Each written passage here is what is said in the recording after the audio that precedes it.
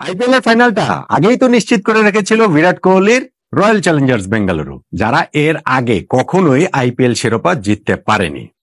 এবার তাদের প্রতিপক্ষ ঠিক হয়ে গেল, কেননা আরেক ফাইনালিস্ট হিসেবে নিজেদের নাম লিখিয়ে ফেললো প্রীতি জিন্তার পাঞ্জাব কিংস, যারাও এর আগে কখনো আইপিএল এর শিরোপা জেতেনি।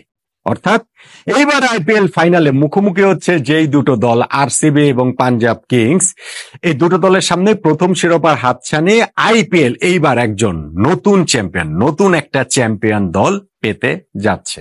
সেই চ্যাম্পিয়ন দল কারা হবে তা নিয়ে বিস্তারিত আলোচনা তো সুযোগ রয়েছে, কিন্তু এইখানটাতে আজকের ম্যাচে যেইখানে দ্বিতীয় কোয়ালিফায়ারে পাঞ্জাব কিংস মুম্বাই ইন্ডিয়ান্সকে হারিয়ে তারা ফাইনালটা নিশ্চিত করলো, সেই জয়ের টার্নিং পয়েন্ট কোনটা তা নিয়ে আলোচনাটা করছি।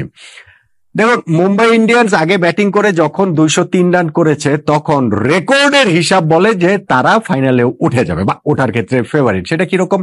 প্রথমত মুম্বাই ইন্ডিয়ান্স আইপিএল এর সফলতম দলগুলোর মধ্যে একটা, সবচেয়ে সফল দুইটা দল চেন্নাই সুপার কিংস এবং মুম্বাই ইন্ডিয়ান্স, তারা সর্বোচ্চ 5 বার করে শিরোপা জিতেছে। ফলে তারা খুব ভালো করে জানে এরকম ক্রাঞ্চ মোমেন্টে, এরকম প্রেসার মোমেন্টে কি করতে হয়, কিভাবে জিততে হয়। সো এইটা একটা তাদের অ্যাডভান্টেজ ছিল। পাশাপাশি অ্যাডভান্টেজ হচ্ছে গিয়ে 200+ স্কোর করা। আইপিএল এর ইতিহাসে মুম্বাই ইন্ডিয়ান্স 200+ স্কোর ডিফেন্ড করতে পারেনি, এমন ঘটনা ঘটেনি, কখনোই ঘটেনি। সেইখানে পাঞ্জাব কিংস যখন ম্যাচটা জিতে যায়, এটা আসলে একটা হিউজ ক্রেডিট, নিঃসন্দেহে এটা আসলে হিউজ ক্রেডিট। এবং তাতে পাঞ্জাব কিংস এর ক্যাপ্টেন শ্রেয়াস আয়ার একটা অসাধারণ ইনিংস খেলেছেন, যেটা বহুদিন আসলে মনে রাখতে হবে। পাঞ্জাব কিংস তাদের এই ইনিংসের যখন জবাব দিতে নেমেছে, 203 রান তারা করতে নেমেছে, পাওয়ার প্লের মধ্যে 64 রান তুললেও তারা 2 ওপেনারকে হারিয়েছে, প্রাভসিমরান সিং এবং প্রিয়াঙ্ক সারিয়া, যারাই বারে আইপিএলে তাদের খুব ভালো সার্ভিস দিয়েছে। তবে এই সবকিছু আসলে ছাপিয়ে গেছে ইনিংসের 5 নাম্বার ওভারটা। কেননা ওই ওভারটা করেছেন জাসপ্রীত বুমরা। কেননা জাসপ্রীত বুমরার ওই ওভারটা থেকে এসেছে 20 রান। এইগুলা কিন্তু ভাই আমরা সচরাচর দেখতে পাই না। জাসপ্রীত বুমরার ওভার থেকে 20 রান, জশ ইংলিশ তাকে 2টা ছক্কা মেরেছেন, 2টা 4 মেরেছেন, এবং ওই 20টা রানেই কিন্তু মুম্বাই ইন্ডিয়ান্স পুরো টিমটাই আমার কাছে মনে হচ্ছে একটু হচ্চকিত হয়ে গেছে। ডেফিনেটলি বুমরা তো কামব্যাক করবেনই, এবং বুমরা কামব্যাক করেছেনও, কিন্তু ওই ওভারটা আমার কাছে মনে হয় যে সাইকোলজিক্যাল এজ দেওয়ার ক্ষেত্রে পাঞ্জাব কিংসকে খুব গুরুত্বপূর্ণ। এরপরে আউট হয়ে গেছেন 38 রান করে জশ ইংলিশ হার্দিক পান্ডিয়ার বলে, যেইটাতে আসলে ঠিক হাফ অর্ডার একটা আপিল করেছিল মুম্বাইয়ের প্লেয়াররা, কয়েকজন আম্পায়ার আউট দিয়ে দিলেন, ডিআরএস নিলেন হচ্ছে গিয়ে জশ ইংলিশ, কিন্তু দেখা গেল যে আসলে একটা ফেইন্ট টাচ হয়েছিল, তিনি যথার্থই আউট হয়েছেন।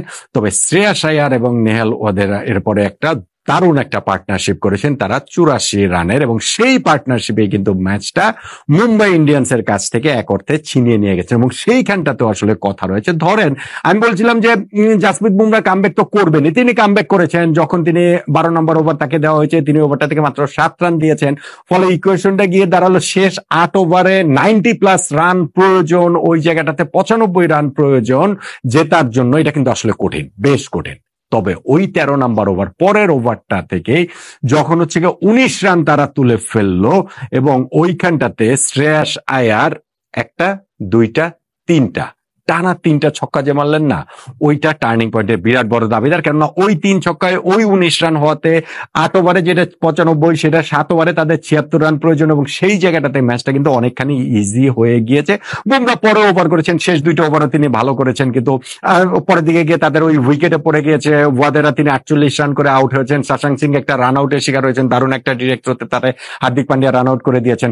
কিন্তু শেষ 5 ওভারে ভাই ওইখানে 56 রান লাগতো, ওয়াদারা তখনও ছিলেন, এরপরে এই উইকেট 2টা পড়েছে। ফলে তখন আর যেই ফর্মে রয়েছে এই জায়গাটাতে শ্রেয়াস আয়ার পাঞ্জাব কিংসের ক্যাপ্টেন, খুব একটা অনিশ্চয়তার জায়গা ছিল না। ইনফ্যাক্ট যখন বুমরা লাস্ট ওভারটা শেষ হয়ে গেল, শেষ 2 ওভারে 23 রান প্রয়োজন, ওই সময় ওই একটা ওভারেই ওই প্রয়োজনীয়তাটা মিটিয়ে দিয়েছেন শ্রেয়াস আয়ার। ফার্স্ট বলে ছক্কা মেরে, পরের বলটা নো বল হলো, ফ্রি হিটে আবার ছক্কা মেরে, ফোর্থ বলে আবার ছক্কা মেরে, লাস্ট বলে আবার ছক্কা মেরে। ফলে ওইখানটাতে 1 ওভার হাতে রেখে ম্যাচটা তারা জিতে গিয়েছে। প্রথম কোয়ালিফায়ারে রয়্যাল চ্যালেঞ্জার্স বেঙ্গালুরুর কাছে তারা যেইভাবে বিধ্বস্ত হয়েছে, মাত্র 101 রানে অল আউট হয়ে গিয়ে একেবারে শূন্যতম প্রতিরোধ গড়ে তুলতে পারেনি, সেই দলটার জন্য এই ম্যাচে কিন্তু এই পাঞ্জাব কিংসের জন্য প্রীতি জিন্তা, শ্রেয়াস আয়ার, রিকি পন্টিকদের পাঞ্জাব কিংসের জন্য কিন্তু এটা খুবই গুরুত্বপূর্ণ একটা ভিক্টরি এবং খুবই স্টেটমেন্ট ভিক্টরি নিঃসন্দেহে, এবং ফাইনালটা যে আসলে খুবই জমজমাট হবে, দারুণ জমজমাট হবে সেটা বলা যায়। এখন মুম্বাই ইন্ডিয়ান্স যে 203 রান করেছিল সেইখানটাতে কিন্তু ধরেন স্কোরটা আর একটু কমও হতে পারতো, স্কোরটা আর একটু বেশি হতে পারতো। শুরুতে মার্কাস স্টয়নিসকে দিয়ে একটা মাস্টার স্ট্রোক খেলিয়ে নিয়েছে পাঞ্জাব কিংস, রোহিত শর্মার উইকেটটা পাওয়ার প্লেতে তুলে নিয়েছে। স্টয়নিস তো এবার আইপিএল আমি তো মনে হয় একটা ম্যাচে প্রবাবলি দেখছি, মানে 1-2 ম্যাচে হয়তো বা করতে পারেন তিনি পাওয়ার প্লেতে বোলিং। সো হ্যাঁ, একটা ম্যাচে করেছিলেন। সো সেই জায়গাটাতে তা রোহিত শর্মার উইকেট তুলে নেওয়াটা গুরুত্বপূর্ণ।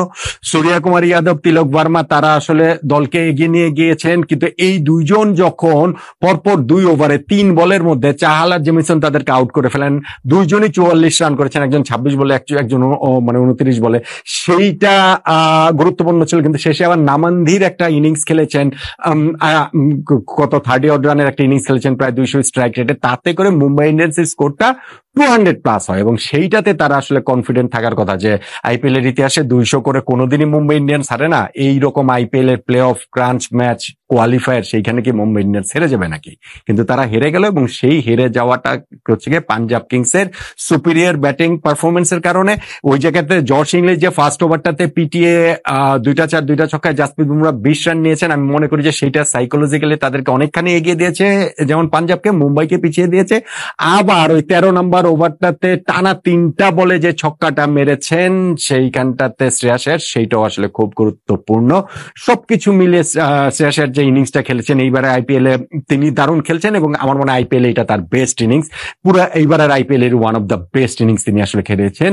41 বলে অপরাজিত 87 রানের যে ইনিংসটা তিনি খেলেছেন, দলকে তিনি যেভাবে জিতিয়েছেন।